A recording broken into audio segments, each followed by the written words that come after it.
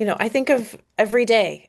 These are the things we need to be, broadcasting to the rest of the world, the recommendations about defending democracy and human rights amid this kind of rising tide of authoritarianism and unfreedom. Um, but I'm happy. Oh, but I think I said I'm so sorry I'm not there.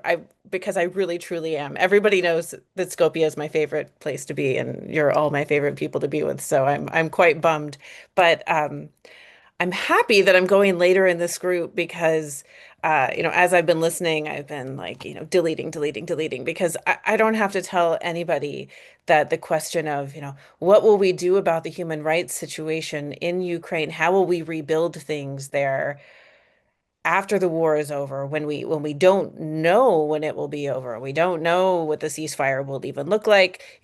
I don't have to tell you that it's not a premature question to be asking. It's a question that we do have to be asking now because on the one for one reason is that um we do know in these situations of peacekeeping and post-conflict reconstruction, all of which includes a very important human rights component, we do tend to know in advance a lot of what we will need. And in Ukraine, a lot of it is obvious now. I'm sure I'll miss something, but of course, we know we will need to rebuild housing and infrastructure, obviously. And we know that there are abuses that can occur when that happens, abuses against workers, abuses against those who are trying to access the housing and other kinds of services that they need. We know there are over 1 million war veterans, that many of them are suffering from severe mental and physical trauma. We know there are tens of thousands of soldiers and civilians who have lost limbs. The media sector, we all know, has been relentlessly targeted and is going to need so much assistance. Um, I could just keep going because it's so immense, but I think, and we all know this, so I'm kind of, preaching to the choir, but I think we also all know that the task ahead of us in Ukraine, it isn't too immense. Um, because we're but let me see if I can say this a better way. I think we know that it's not too immense for us to tackle, but we're probably all connected to people who don't know that and who look at Ukraine and are like, "Oh my God, this is too overwhelming. This is too expensive and immense, and I just want to turn it off." And so I think about what we can say to people like that. And it's that, yes, the task of rebuilding the human rights situation in Ukraine is immense. It's full of challenges. But the reason we know it's full of challenges and we know what they are is because there are people already working on those challenges. Many of them are here on this, in this Zoom call, and are sitting in the audience in Skopje right now, are people who are working on the challenges to human rights in Ukraine right now, are ready to go, and so we can assure people of that we have the knowledge, we have the expertise, and I don't I don't like to say this, I'm more of a peacenik, but we do have, there's no lack of weaponry and people in the world who can be trained as part of, forming a credible military component that we also need to provide security and safety for the people who do the work of rebuilding Ukraine and for all the people who just need to be able to live. Um, so okay, if we have all of this, we have the knowledge, the expertise, and the capacity to back it up, or can have the capacity to back it up.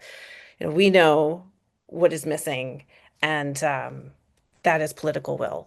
And it's just how these things work, is that the feet drag. And um, that is something that all of us, even the people who feel really overwhelmed, like the people that we talk to, hopefully we're all out there talking to people about Ukraine and about the the threats to freedom and democracy that are posed by this the aggression in Ukraine, um, that uh, that there are solutions, that we do have the capacity, and we can reassure people, but we need the political will. We need people to believe, ah, we can really accomplish something here. And not only can we accomplish what needs to be accomplished here, but we have to. And I guess that's probably that is probably what makes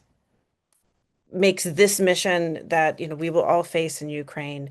Um, that's what'll make it different. It will make it different from everything that's come before. And I know that this doesn't apply to everybody here. I'm speaking as an American.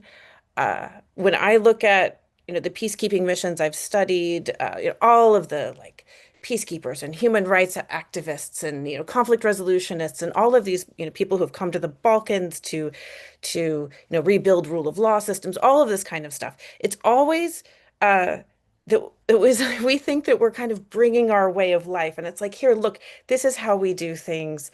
This is our special way. It's just who we are. We're democratic people who enjoy freedom, and we're going to show that to you as well, and help you. And that's just not the situation here. The situation here is almost everyone has been staring down the abyss of unfreedom for like, the last decade. It's gotten worse and worse and worse. And so the motivation is really different. It's not charity. It's not just, foreign aid. It's not something that we do for others that is, taking away from priorities at home. And I think that has to be part of the message, because people will say, "Oh, but, what about our healthcare system? What about the services that people here need?"